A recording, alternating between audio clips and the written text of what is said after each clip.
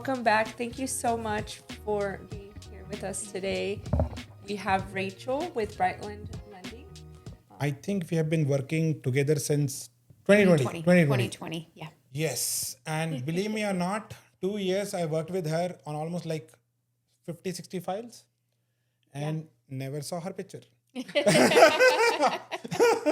For 2 years, we only talked on the phone. Yes. Talked on the phone. And every second or third day, I used to talk to her for one of my clients' files. She is an awesome loan officer. I've never seen a better loan officer than her. And I am buying homes since 2010. In a year, she was producing almost like 270 files. Yeah. Which is like crazy. Every second day, you have some closing. Yes. She actually is such an amazing loan officer that, it came to a point she talked to my buyers more than me. She went to the closings. She had the closing gifts. After a certain time, I literally fought with people saying, hey, I need Rachel as my loan officer. So she is crazy workaholic. Yes, that is true. She can give me competition. I was going to say, who's worse? I'm surrounded by workaholics. I'm becoming one. Yes, I don't know who's worse. We've battled it out, I think, on midnight, knocking out loan apps before. I'm done at midnight. I think that's why I'm not in the competition. On a weekend, too, Friday through Sunday, it was a marathon. Me and Nitin and one of our sales agents. Yeah. He's going to be on this platform as well, yes. Cody Walker. And basically, the builder had this rule that by midnight, if you don't turn the contract in with, earnest money, you have to cancel it. Yeah. And my clients' contracts were canceled. They were in flights. They were in and they needed numbers. They needed worksheets. And I had an amazing team during that time. That is the most important reason, I think, for my success as a real estate agent, the numbers I was able to produce, because we three together, we killed it. Yes. A lot of late nights doing loan apps. Yes. It was worth it. You have to work on time zones, right? And we are in Central, people are in Pacific, some people are in New York. And as I said, the builder had a rule. Yes. It's an open competitive market with this cross-selling. Same home is sold by almost like 12 people. So I had an amazing partner in Rachel. I've been missing you so much from that, but now you're in a better place. Yes. You are in a better place. You're getting ahead of yourself. Wait. I want to go back to how you got started kind of in lending. Definitely. So prior to mortgage, I was a consumer lender. So I did auto loans, personal loans, credit cards. I worked at a credit union. I moved to Texas and I wanted to get into the mortgage industry. And I started with DHI, which is D.R. Horton. From there, I went to Lennar. I was at Lennar and now I'm with Brightland Mortgage. So I've worked with builders my whole career. And so since 2020. So. Wow, that is impressive. But that's a good transition. I mean. Yes. You know what it takes to get a loan out. I have heard from her, last president, if she cannot do it, nobody can do it. I've heard that as well. Yes. And I try to live up to that. I do try to live up to that. When I say she cannot do it, means Rachel cannot do a loan. The loan cannot be done. Yes. So how did you get into this? How did you get into this industry thinking that, hey, this can be my career, being a loan officer? I mainly do it for, I want to say, the connections with the buyers mainly. I do work with a lot of first-time home buyers, and just being able to educate people on credit, how credit works, how to manage credit, buying a home. It's the biggest purchase you make your entire life. So just being able to really educate people on how all of that works. But then also I have a large investor clientele base, right? Mm-hmm. And it's fun to work with them as well, especially when they're on their sixth house and they're like, Rachel, I want one more. And I'm like, okay, let's see if we can find you another one. But buddy, we can only get 10, okay? And so it's fun to build those connections. And so I love my job mainly for, working with buyers, helping them achieve their goals and home ownership at the end of the day. So what she wants to say is a conventional loan can be done to only, like, you can take only 10 loans on one person on a conventional loan, which she normally does, but she has a lot of other products she does. So she educates people for their DTI ratio, which is debt to income ratio, to qualify for all those homes. A lot of my clients own 5 homes. Some owns, I own 40. There are people who own more than 40, Yes. and for them to get a loan, we need a loan officer like Rachel. Not the normal products can be done. She has so many other products where she does, but not going there. If you need those, the person to reach out.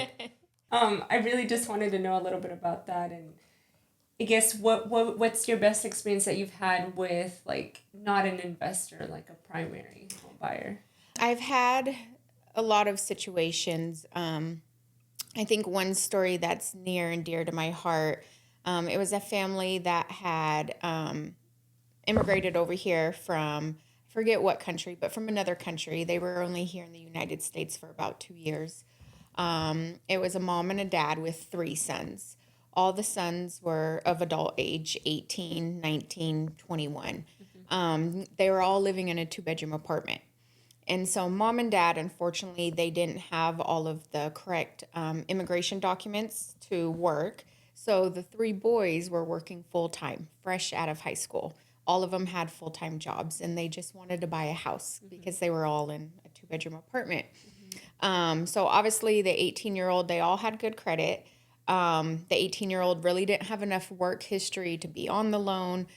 So we did the loan in 2 of the brothers' names, and they closed. And I go to all my closings, and my signature gift is I buy a house plant. I buy a cute little plant and give that to my buyers for a closing gift. So I show up to their closing. They're so happy, the first in their family to buy a home, and here in America at that. And so the parents were there. They were super grateful. They closed. I gave them their plant. Well, a year later, here comes the youngest brother. Now he's been at his job long enough. He's ready to buy his own house. And now at this point, he's like 20 at the time. So I did his loan, and he bought his house. And I showed up to his closing, and he got his plant. Yeah. The other brothers still had their plant. They took a picture and showed me they had their plant even a year later. So it was just fun to be involved with their journey here and be able to help their family as a whole buy 2 homes. And so just stories like that, warm my heart. So that's such a sweet story, and huge shout out to Lowe's, because according to Rachel, they have the best plants. Yes. That's where I get my plants. Yes. I'm a Home Depot consumer, but yes, Lowe's is the place to go for plants. So I think that's really thoughtful. So yes. What are some of the biggest misconceptions that you see for first-time home buyers today? A lot of people think that because you're a first-time home buyer, you have to go FHA. And a lot of people think to go conventional, you need to have really good credit and a lot of money down. So I see those misconceptions a lot. And you could be a first-time home buyer and, have a conventional loan. The minimum down on conventional is 5%. As long as your debt to income ratios fit into the guidelines, you could still do a conventional loan. There's also some programs out there where you could only put 3% down on a conventional loan for a first-time home buyer. There are some income limits and stuff, required for that. And so I see that misconception. I think the biggest misconception is I'm going to wait until rates go back down to 2%. And that is the biggest misconception. A lot of people are waiting for rates to go back down to the 2 and 3% like they were at during COVID time. And that is not normal. Those rates only happen due to COVID. We've never had rates that low. A healthy rate, I would say, is a 5%. And so we're not going to see the 2s and the 3s, but that's actually kind of good. If you think about it, when we had 2% rates, a house that we're selling today for $450, let's say, we would be selling that house for $650 if we had 2% rates. $700. Yes. And so I always tell people the best time to buy is in a high rate market. You're buying the house for its true value. When rates go down, house prices go up. And so, my biggest statement that I tell buyers, especially now, is you marry the house and you date the rate. Rates change all my the favorite time. quote. My Yep. favorite quote in this industry, and I think it's so important because people come to us all the time like, I'm ready to buy a house, but my biggest thing is we can't go shopping if we don't know how much money we are going shopping with. So I would say always contact a mortgage lender first before even going to a realtor. And if you do go to any realtor, I hope they're recommending a really good, strong lender like Rachel. That's good to know. When you say all these programs, right, we were able to sell so many homes because there is a creative way of doing lending, which is builders are doing, which you have brought to Brightland, I think, I hope so, right, which is forward commitment rates. Correct. Which a lot of people are still not doing. And that is the reason in your last builder, we were able to sell such a high volume. And now you have bought this with Brightland, right? Yes. And April and Melissa has also agreed, and I've been able to sell so many homes. Right? Almost like last 6 months, I've sold maybe 25, 30. Yeah. More than that, maybe, right? With you guys. So what are the other ways? Again, you can cover both primary as well as investors, right? This helps investors a lot because they are capped for 2%. Correct. And now with forward commitment, we are able to bypass that a little bit, which helps a lot. This industry or this timing of industry works for people who are able to do rent to mortgage. So I know how you are able to help, but it will be great if people know, what this means. Definitely. And especially for investment. A lot of builders nowadays obviously have a lot of money to buy your rate down, cover your closing costs, $30,000, $40,000. Unfortunately, on an investment purchase, the most a seller could give you is 2% of the purchase price. No realtor, seller, anyone, you're maxed out at that 2%. And so it's like, well, what happens to the rest of the money, right? All of this money the builder's giving. Normally, it just gets left on the table. We can't apply it to anything. So what we've done, builders, we've been able to basically use this money and we purchase a block of rates up front. So that way we use this extra money to lock you on a really low rate. And then essentially I'm locking you with no points. So then you could still accept your 2% for your closing cost. And so that's how we've kind of been able to get really low rates, especially for investors. The last couple, quotes I've quoted for an investor was 5.375, which is almost non-existent for even a primary buyer right now. Absolutely. So. And again, Brightland has been doing really, really well. And if you want to buy a home, you can reach out to Rachel, you can reach out to me, and we can get you a great rate as an investor as well. Yes. So I know you're passionate about home ownership. What are strategies and tools that you help people with? So we do have an in-house credit repair company. So I am very passionate about that. If I could help fix your credit, I will. And so we have a plan that we could follow. And so I have helped people, they come in and they apply, and let's say their credit score is a little bit below guidelines. FHA, you need a 580. Conventional, you need at least a 620. So, some people have little hiccups in the road. It's normal. But being able to put them in our credit repair program and fix their credit so they can buy a home. No, that's a good one, the credit repair, because I think I get people calling me all the time that want to buy a house, and they always come up with but my credit score is not there. Correct. It's always the credit score concern, and I think it's important to have a lender that will help with credit repair. And just because your credit score is not quite there, that doesn't mean we say no. It could not be, maybe just not right now. Right. But hey, let's see in a month or two where we could get you, if we work on this, we could eventually get you into a house. Right. And so another thing is I am my buyer's voices, right? You have to think when you go into underwriting, an underwriter just sees what's on paper. They see your credit report and they see your pay stubs, but they don't always know the story. So I like to be my buyer's voice. I'm able to paint their picture, explain their story to the underwriter in order to get their loan approved.